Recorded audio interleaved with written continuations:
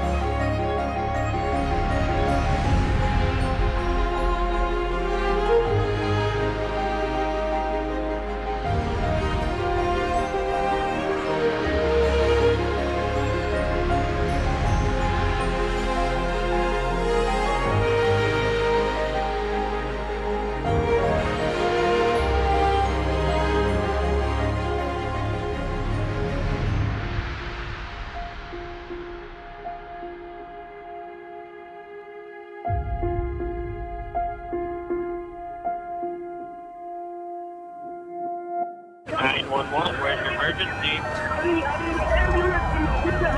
Just an ambulance started en route, sir. Sir? Hello? Where are you at Muskegon Heights School? Near the jail. For the kids in our community to walk past grass that's as tall as they are, that is not normal. To hear gunshots ringing out at night as they're trying to sleep and they grow up and it's just second, that's not normal.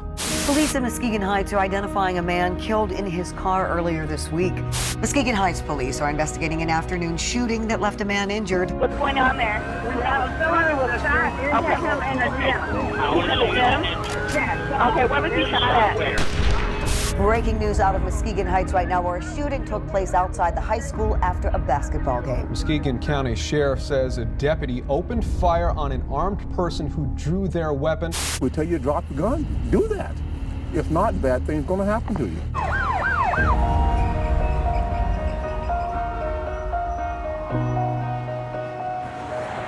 The concrete divide, I call it, is Seaway Drive, right? Getty Street. You know, it's those things that isolate us as a community. It's our own mental mindset, that the perception that Muskegon Heights is bad, so therefore I don't go into Muskegon Heights. I've got to stay away, so we drive all the way around it and we never come into it. As you look back on the past and you think about the hideous ghost stories that happen to us as a people, like I think about every time I go down Seaway Drive and you look when you get to Broadway and there's no exit coming into downtown Muskegon, what does it tell you? It tells it was intentional. When you get bad people that try to do bad things, you know, it's very difficult to stop it. All of this was designed and planned. If you isolate something and you don't water it and you don't do any of this, it's going to die, and that's what happens.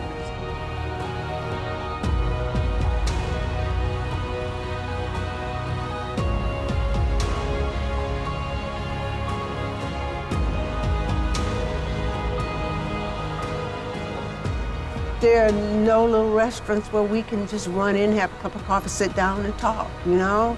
And the businesses are gone, and I remember when it was a thriving community. I think it was a bad thing for the community when the grocery stores closed. And if you just want to run in and buy a loaf of bread, you know, that's when it hits you how much you miss it, you know. And I went there nearly every day, you know. I love the grocery store.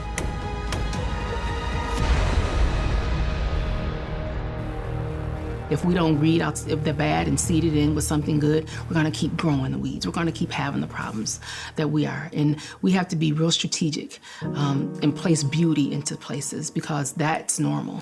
For kids to walk around this community and see things that are beautiful and that draws their heart in and that creates imagination and gives their heart stories, that's normal, right? So we as a community, we've got to come together to help create some of those beautiful spots. But it's so doable. It's just a matter of time. While somebody's perception may not be real to you, it's real to them, right? And so we need to address that. The perception that many people have of our community is that it's unsafe. I don't experience that at all.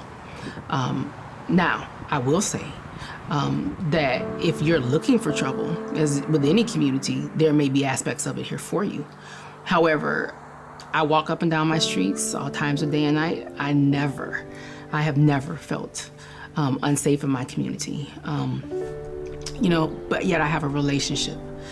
And I think many times because of our differences, we don't allow for that relationship to take place. I believe that Muskegon Heights is a diamond in the rough. It just needs to be polished. And it takes more than the police department to polish that diamond. We got a lot to offer people.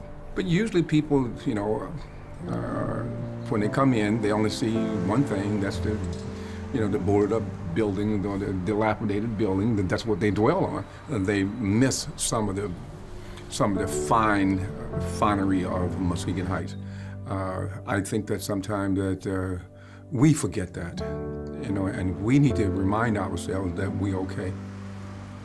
I think of Muskegon Heights as very much like any other city around here. Most people want to instill fear, but there's crime everywhere. And some of it is hidden and doesn't get as much exposure as Muskegon Heights. But I think it's because we're predominantly Black.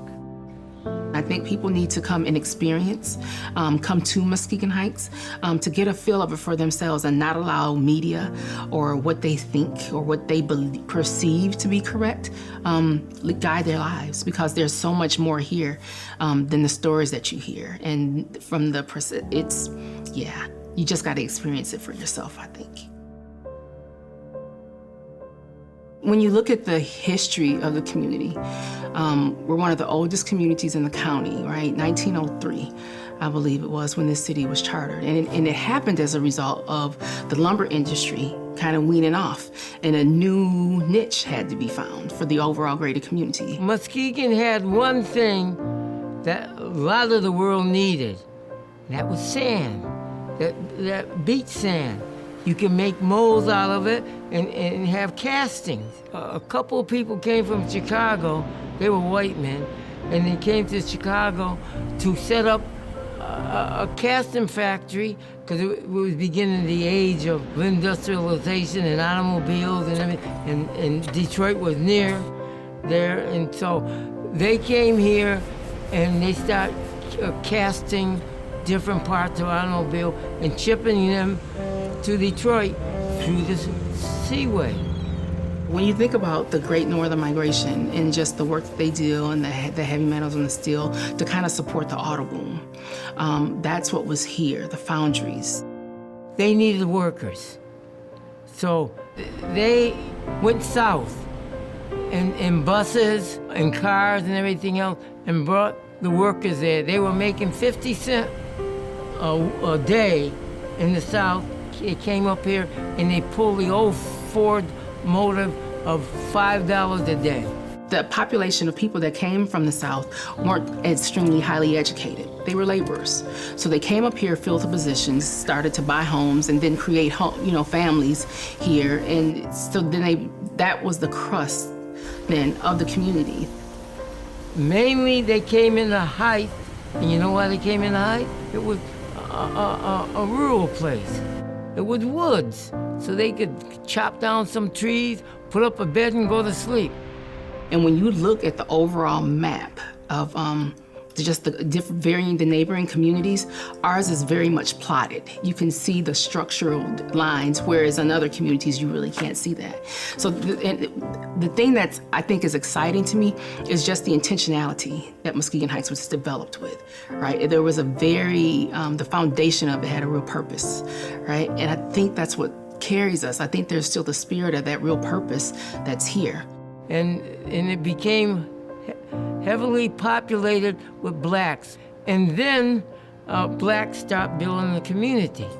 When I think about where we've come from and then how people migrated here, gave us the crust of the community of what we have, right? So that close-knitness that came from the South up here for these jobs is some of the same close-knitness that has kind of, been a thread, a fiber within the community. So I think that's what's so awesome. Muskegon Heights was very much like a small city where everybody knew everyone. They went on Broadway, down Peck Street, to the shopping centers.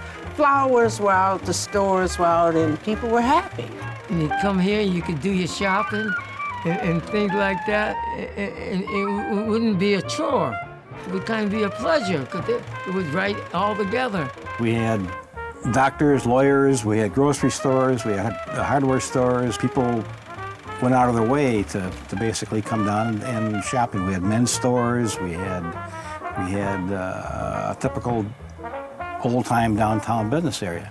Homer Hayden's, that's where the women went and we bought the fashions, We used to have, on holidays, 4th of July, there used to be go-kart races down around Peck and down Broadway. One of my patients used to be a manager of the Five and Dime store here. Camel White and Cannons. They were one of the bigger employees in actually the county. And they employed, 1,000, 1,500 people. And so there was money flowing. It was an area that was thriving. Maybe about 30 years ago, 35, 40 years ago, there started to be this shift, right? And so it started to spiral downhill. When the factories started to close or they started to sell off and move to other countries, what have you, we suffered from that. And we never created another niche like they did in 1903, coming from the lumber industry over into the automotive, into the, the manufacturing boom. We kind of didn't retool ourselves at that point. Black people were working at the foundry. They were getting money to put a down payment on houses because most people bought houses then on land contracts. So they moved into the houses, which were overpriced at the time, and they really didn't have enough money to keep up the repairs on those houses. As people moved on, as businesses moved on, along the benefits of all that employment kind of dwindled with it. Well, there was an urban abandonment, basically. People moved. There was, at that time, there was ethnic problems, and people moved, I'm sure, because of that. The day I bought my house, there were no for sale signs on that street. The next morning I got up, it was like a shower all up and down the street. My husband was in real estate, so I knew what it was all about. Mm-hmm. Mm-hmm. Plus a brick came through the window. And eventually the population in Muskegon Heights of African Americans got larger, and the whites in Muskegon Heights moved out to Norton Shores. The white people that moved out were able to go to the banks and get a loan to move out. Subsequently, buildings began to deteriorate, and the decay started. When the resources left, then of course there was poverty that was left as a residual of that flight, that white flight that took place, if you will. What you have now is an extreme concentration of poverty. Any study that you read will tell you that's not a good thing, right? And so that's one of the things that we struggle with as a community, is just that extreme level of poverty. Poverty is a frame of mind, because when we think about Black families over the course of time, because Muskegon Heights is predominantly African American, Black, poverty has not been something that we've never experienced. I think the way we materialize it now is very much different. And so that's one of the things that we've got to move past, because when you have a community of people that have been marginalized to the point that the citizens and the residents of Muskegon Heights have, this population of people, there creates hopelessness. Well, when there's a sense of hopelessness, now you can get into some other mental health issues. And so there's this spiral that I think happens, and that piece in itself starts spiraling off all other kinds of stuff, right? And so I think that's kind of where we're at. We're starting to look at those, and then how we address them as a community. We really need to take a good look at that. We need to embrace it and realize that it's real, the effects of it are real, but it's nothing new. And that, I mean, that too, right? We can overcome. It's how we handle it and what we do with it.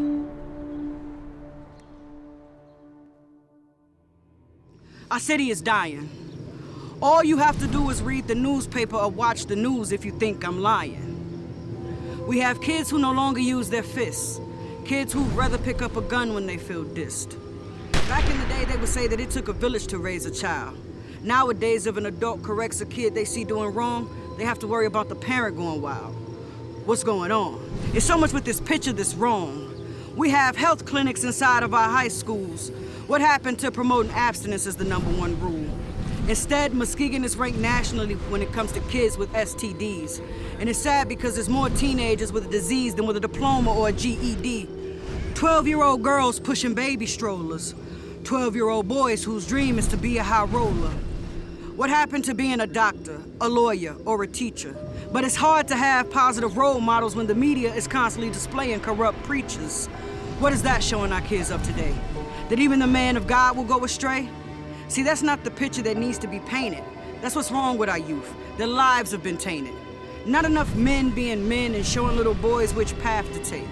Not enough women being women and showing little girls just how great a woman's worth really is.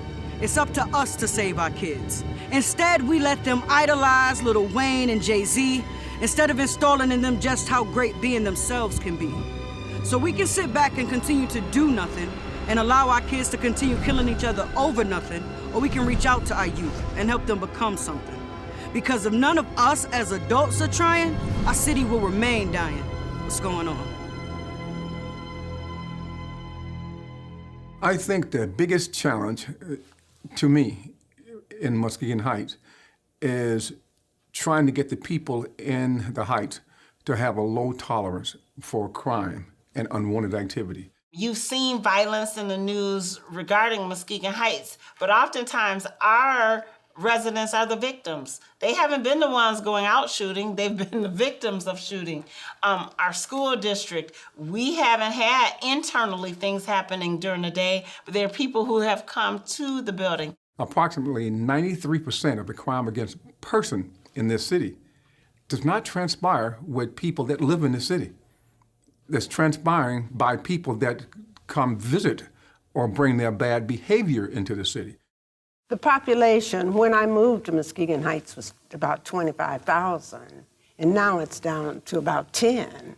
So you see, the people were moving out, and now, I think last year, there were about 60 houses torn down, so you're losing tax base. So those are the things that are hurting us here.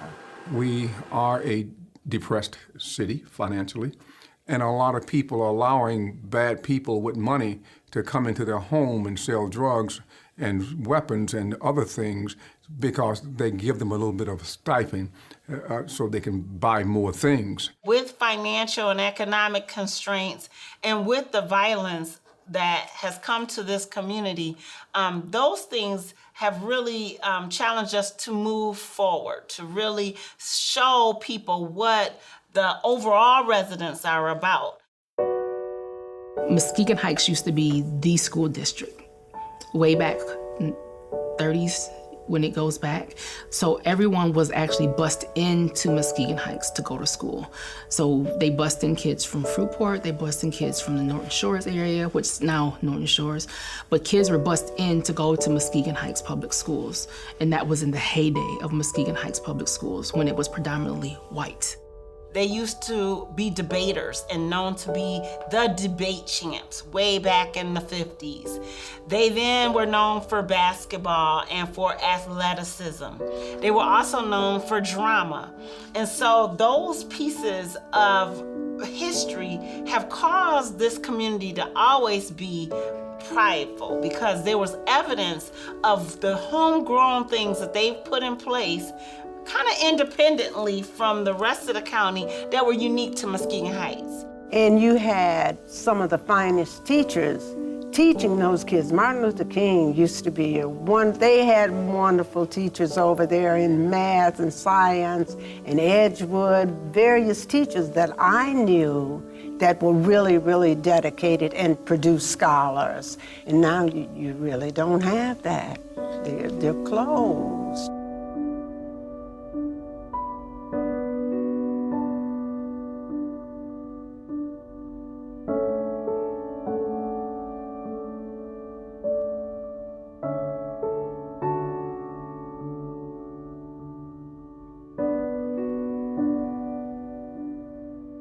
We've gone through a very tumultuous time within our school district. And a lot of changes have taken place. While the school system struggles to do their job, they're getting it done. The test scores are starting to come up. And so I'm feeling positive about the future of the district. I just hope we can hold on and retain the population that we have and gain more. Because as a district, I don't think we can afford to lose more students.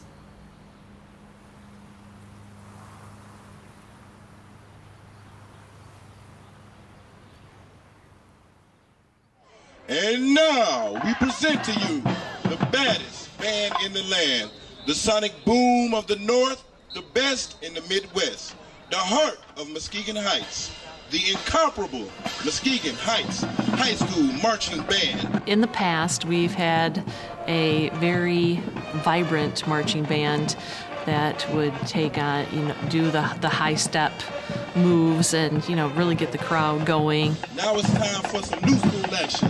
Check out the Tiger Band as they play and dance to the leaders' cuts of today. Look out, Halle Berry.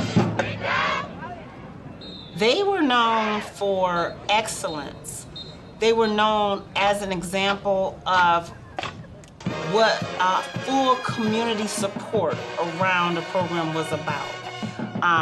They were known for a standard that was above and beyond all other bands in the area. When Muskegon Heights Band walked into the room, people talk about it. There were whispers. It was excitement in the air because you knew that you were in store for something wonderful. You were in store for a treat. You would not only observe it, but you would be a part of this ride.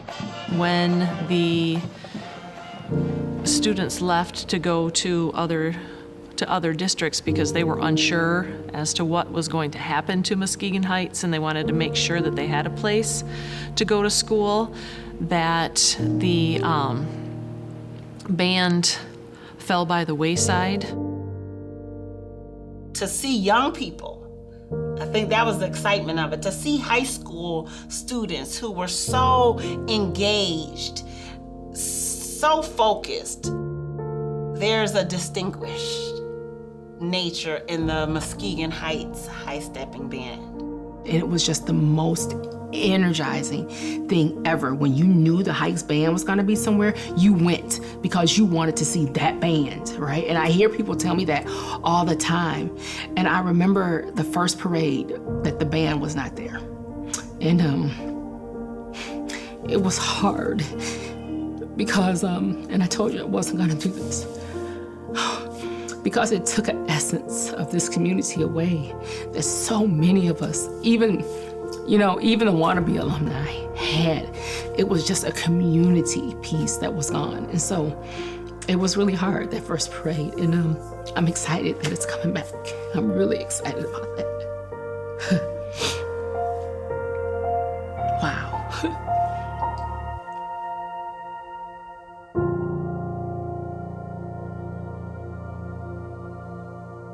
Campaign is underway to bring back the highly regarded Muskegon Heights High School Stepping Marching Band. Good evening, I'm Brent Ashcroft in for Nick and Juliet. The Heights High Stepping Band stopped marching a few years ago after an emergency manager took over the deeply in-debt district. WZCM 13's Phil Dawson is here to tell us who is behind the effort to bring back the band. Phil. Well, yeah, the district still doesn't have much money for extras like music education, but volunteers and donors are working together to help get the Heights High Stepping Band playing again.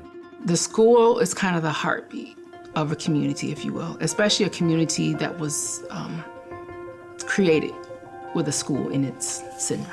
We see that the school was the place in which all these things were evident. You know, if it was debate, if it were drama, if it were the academic piece, if it was sports, it was evidenced through things that were affiliated with the school. And that pride is there, and we have worked to ensure the academic pieces have come back. We're making sure the basketball and sports programs are secure. Next for us, what's the real legacy has been that high step marching band. And that's what we're working on coming back, because that's when the community together with the school will see all of it come together. And we believe that them seeing that high step marching band in full dress on the football field, performing for its community, supporting and rooting on its football team, will be the example and the epitome of us coming back. We miss it. We miss hearing the drum line. We miss it, you know? And so that essence and that pride and that heritage, the same way that I feel, kids in this community need to feel that it was ours, that was our band. You know, and so I think the community is going to be just overwhelmed about it. You know, I think because the way we function, things happen and we just roll through it like, okay, we'll get through it. But I think when that's come back, they're going to realize, oh my God, they're going to just realize that it was gone, you know, and it's back. So I think that's going to be a real good thing.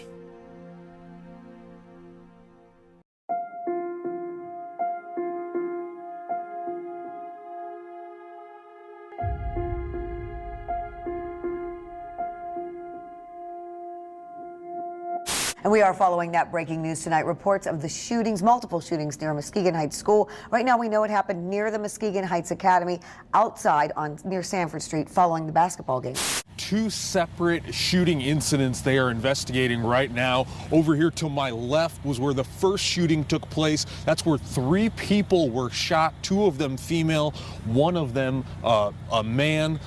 After that incident happened, a second shooting then took place. That's when one of the suspects was approached by an officer, a deputy, over in this parking lot outside of Muskegon Heights Academy High School. According to police, they say that the suspect brandished a weapon.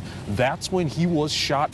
Pressure by parents worried about the safety of their children has led to the cancellation of another game in Muskegon Heights. Shelby will not play its scheduled basketball game against the Tigers on Wednesday. Shelby Public Schools refused to play our scheduled game together.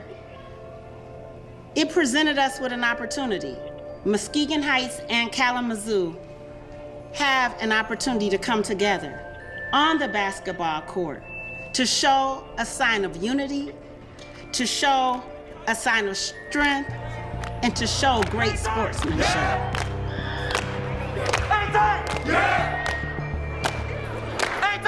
Yeah! Y'all ready? Yeah! Y'all ready? Yeah! Y'all ready? Yeah! Who that talking about being on time? Who that? Prosecutor, the school, the Parent-Teacher Association, law enforcement itself, the police chief in Muskegon, and I started working together. We got other police chiefs involved. Then we had church groups got involved.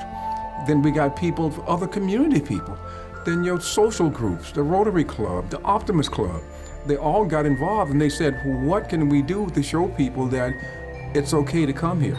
And somebody said, how about a basketball game?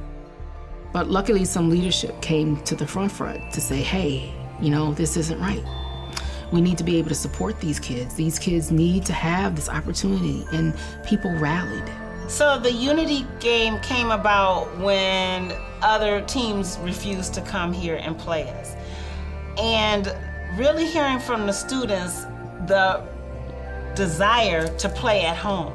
There were opportunities to go other places, but they, especially our seniors, they wanted last games at home.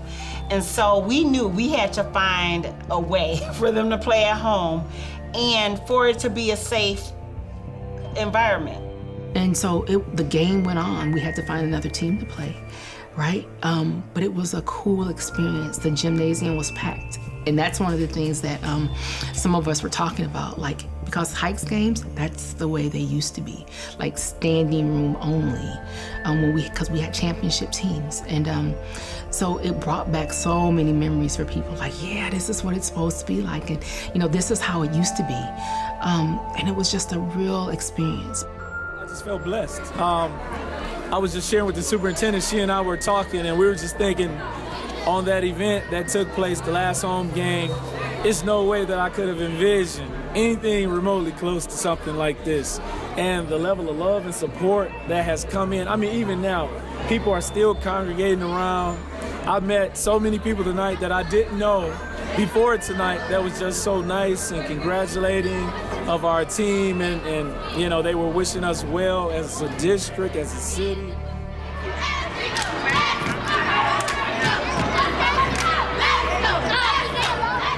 I mean, it was cross everything.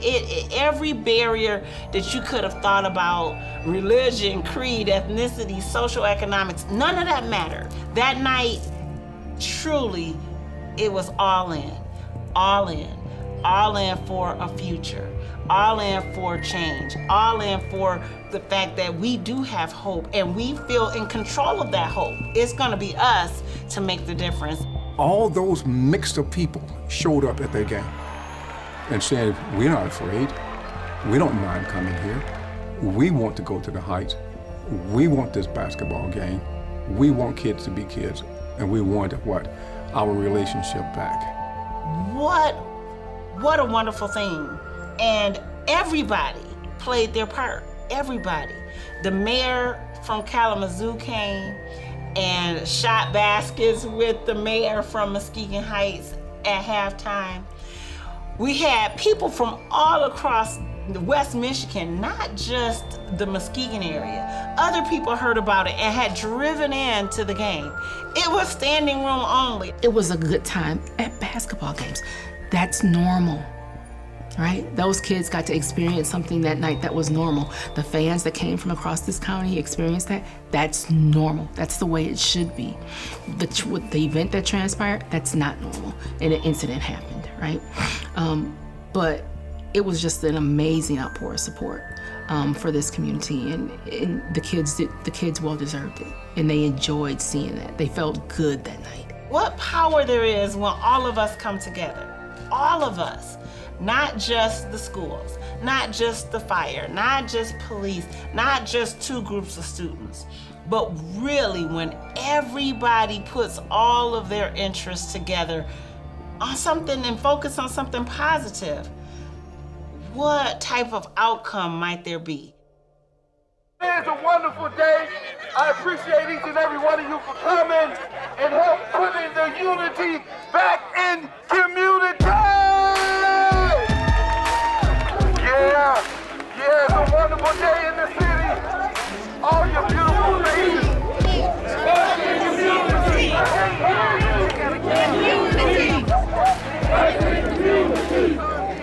The younger generation will see that we can come together and stand in positivity and unity. See, that's the problem with our young children, is they're divided. And they're missing that cohesiveness of family and neighbors and community. And we want to bring all of that back, but we have to start somewhere. So we're starting on today with the 2,000-man Unity March. to show them what unity really is. And we're gonna try to kill all of that division that has caused us in so many problems with our young people and with our city. We're the city of Muskegon Heights, a city of friendly people. We are here to let them know who we really are. There are a few young people made bad decisions, but that doesn't define who we are as a whole. So we're showing up today on this 2,000 Man Unity March to let everyone know who we really are.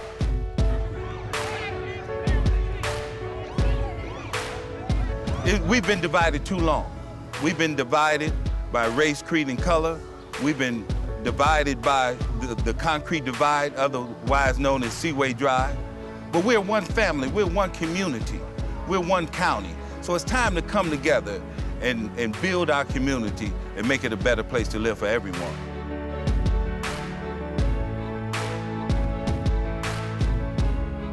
Muskegon Heights is who I am. I was born and bred here. I'm a Heights Tiger, I bleed orange and black. It means everything to me. And there's nothing that I won't do to make this a better place to live for our children, for myself, and even for the people who have been here for decades. We owe it to the city of Muskegon Heights. Tiger pride, man. There's nothing like it. I'm so glad I'm from Muskegon Heights. I'm so glad I'm from Muskegon. See what I'm saying? You see what I'm saying? Tiger pride is real. That camaraderie and that heart, the essence of this community, it's there. It's so real. There's a lot of tradition in Muskegon Heights. A lot of tradition. If you come during like tailgate time and you go around the school, it's the most amazing sight that you ever want to see. It's like orange and black down. It is so real. People come from all over the United States who's been away, and they come back and you see the orange and black, and it makes you proud of what we have and the talent that's been produced here, you know. When kids come in the morning, they walk around the Tigers on the floor because they have so much pride in their school and in their community, and Tiger pride just shows that you're a true Tiger. Muskegon Heights means everything. I mean, you know, I grew up here my entire life. Elementary school, middle school, high school. I'm back working in the school district. My projects is here in the school district, so Muskegon Heights is my heart and soul right here. I think it's that heart. That's what's kept this city around. That's what's kept us surviving, right? Is that heart and that passion. You know, it's the beat. It's the thing that keeps our city in momentum going, right? Because we've been through some really tough challenges in the community as a whole, and we're here. We're still here, you know?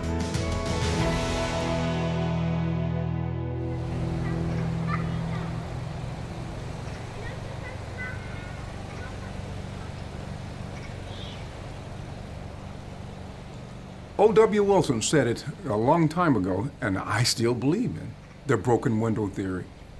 That if you were to start cleaning up your city, cutting your grass, picking up trash, getting rid of the rundown housing, take care of your industrial building, watch your zoning and so forth, sweep the streets, keep your infrastructure strong, bad people have a tendency to stay away. Number one, we want to keep the community clean. Number two, we want to welcome everyone here. Number three, we want to build up the community so people can have jobs. They don't have to have millionaire jobs, but then they have to have jobs they can live on and things like that. That's what we want to do. And the fourth thing we want to do, we want to be able to raise our kids. So when they're kids, they act like kids. When they're adults, they act like adults.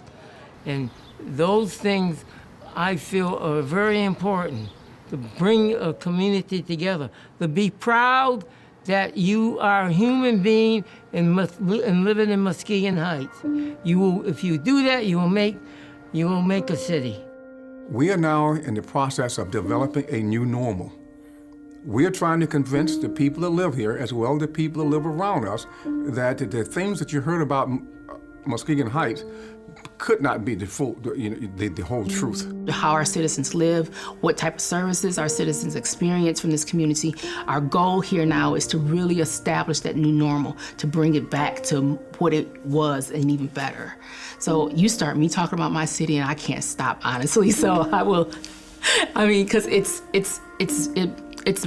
the essence of who I am. I am Muskegon Heights. I fight, I eat, sleep, drink it. It's who I am.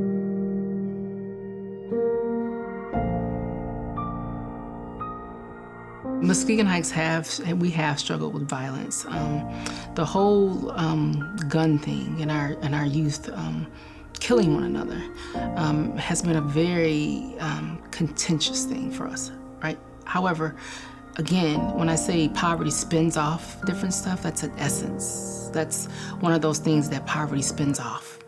I'm a real proponent for the fact, and for some people it just sounds real simplistic, right? But I think one of the things that as a community we do to help curtail some of that violence is to clean up and to create an environment where violence doesn't exist. There's no place for it to breed. Dark lights, vacant houses, tall grass, the whole blight factor, right? That blight factor is another thing that spins off of the poverty piece that spins off the violence. So see, it's kind of like all these things are kind of intertwined together, right? So that's why we're really trying to address blight in the community. If you start cutting your grass, shining your car, painting your shutters, putting up your gutters and your downspout, usually the bad guy go, wait a minute, somebody here cares. Maybe I should go someplace where they don't care. Blight breeds criminal activity, right? And so if we can look at addressing the blight, then we may be able to curtail some of that criminal activity. But you have to want it. You have to think it. You have to educate it, yourself to it. And if you do that, life will become yours, not someone else's.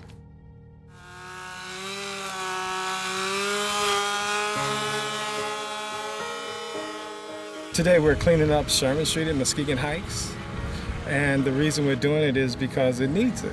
This past week we're doing it from Getty to Seaway and back on both sides of the street, and then the full project is going to be from east of 31 all the way to the Lake Michigan. So it's a huge project spanning 6 municipalities, so it's a big effort.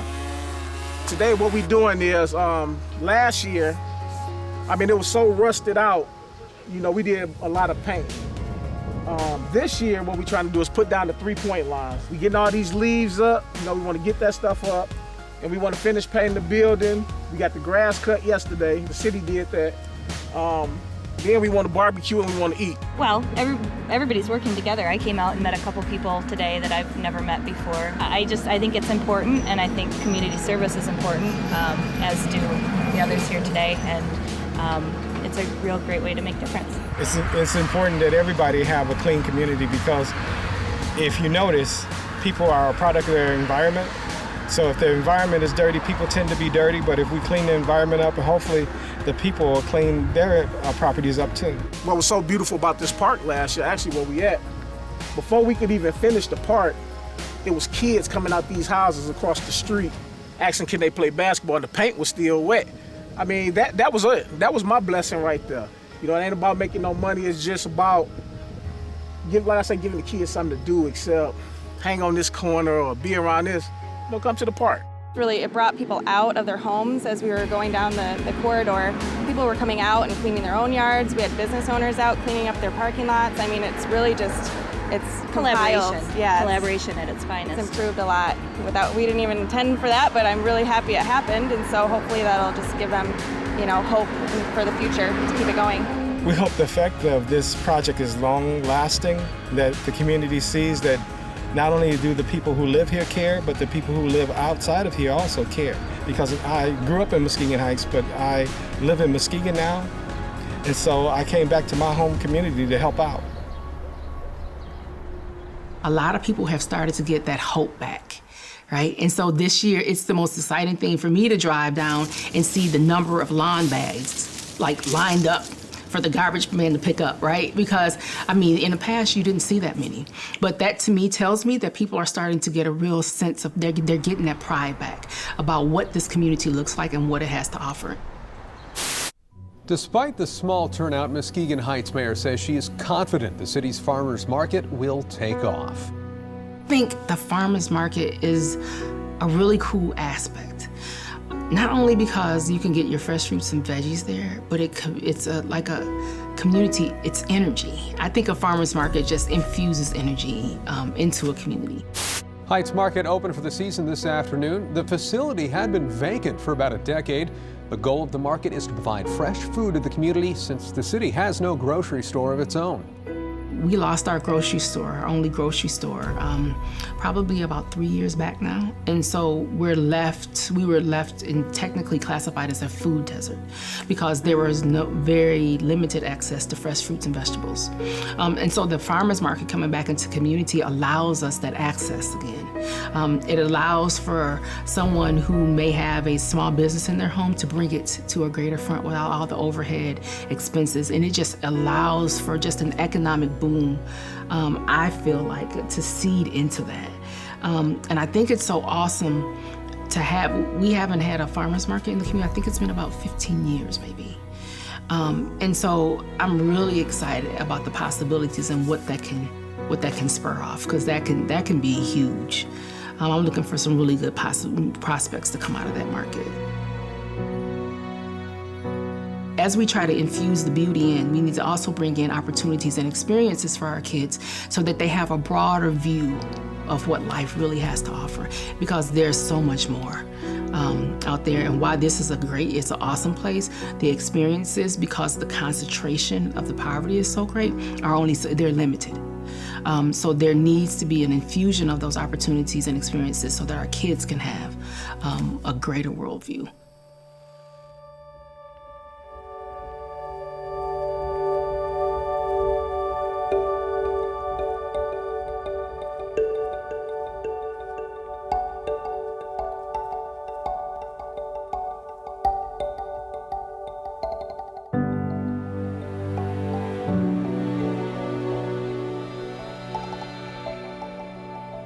The staff I work with and myself, we were saying, other than police work and blight enforcement, but we are part of code enforcement now, and are trying to attract industry into the city, what else can we do in order to change the behavior of the young people that's going to replace us?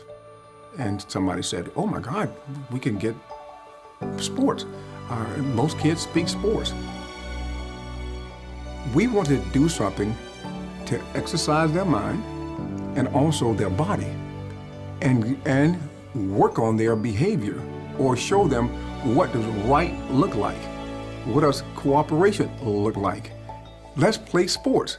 And somebody came to me and they said, we haven't had a little league baseball team in 15 years. And I said, really? So to me, that was a great opportunity. We put this thing together with the people and with parents, and we bought the gloves, we bought the bats, we bought the helmets, we bought the shoes, and we got donations from other organizations. Several people began to donate money, and we refurbished the Little League baseball field. We got volunteers to come in and help us with that. And the kids now are learning a new skill.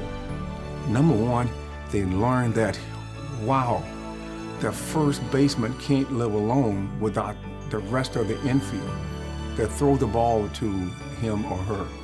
And the infield saying, whoa, wow, if that ball get hit into the outfield, I got to depend on somebody else to go get it and throw it to me.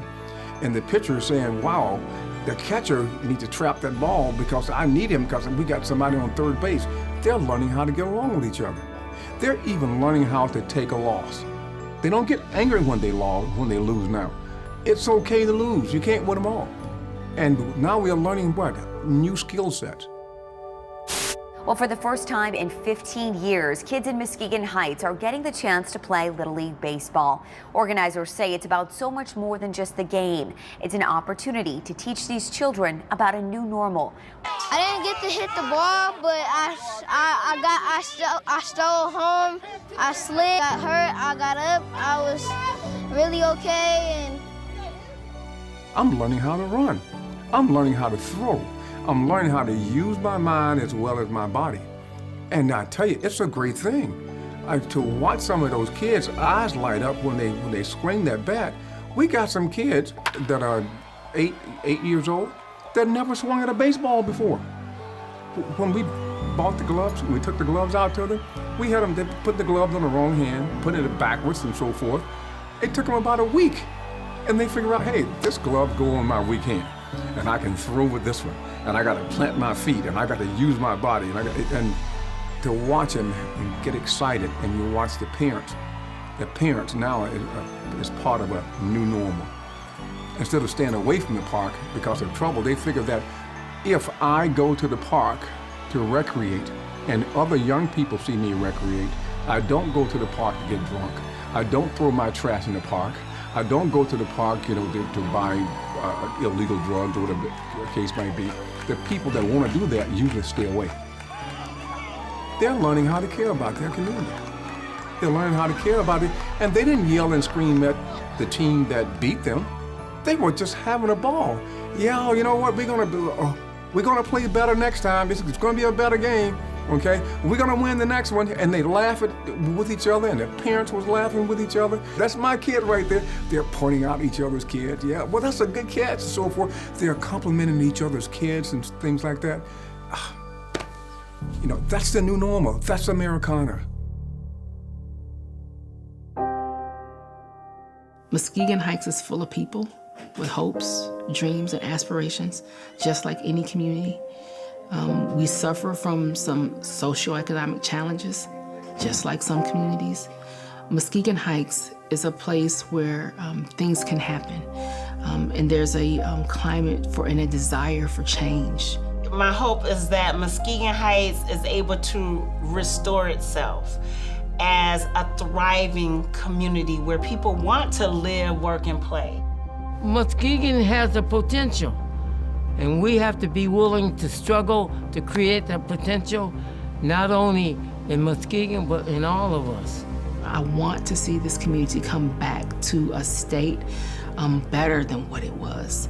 We are here, and we're strong. We want to make this the kind of community for everybody, but people have to be willing to take time and to talk with each other and to be friendly to each other. And that by working together and being collaborative, we can achieve greatness. Come on and see it. Come visit, come work, come play, come join us, and we'll come join you, and we make this whole county great. The possibilities for this city are endless. We have the ability to grow. We have people within our community who are being infused with hope again. They're becoming engaged, they're becoming involved. We got some true civic engagement that is taking place. That's my hope, is that we do become this thriving, living community that adds value to the entire lakeshore, and it be seen by others as a resource that it really is. The hope is that we will be able to empower people just with hope, and just to bring back an essence of life that once was, to establish a new normal, to change the perception that people have here, to get people to come in and just get to know us, hang out with us, right? That we're the city of friendly people. That's our slogan, because we truly are. We just love on people. This country will become great and stay great as long as the community, the county, the city, and the state is great. And one person can't do it. Regardless of what they say, one person can't do it. We all got to get together and say, I am a part of the greatness. And you got to make yourself a committee of one. A committee of one become a committee of 2, 3, 4, 5, 10, 1,000, 1 million people doing the same thing. And we can come back. This country was built like that. Okay? We can do it again. And we hope that Muskegon Heights is going to be on the tip of the spear. Let's do right in every moment we have. We only have a few. Let's stray from this path of defeat. Let all the violence cease. Everything can change with faith, love, and peace.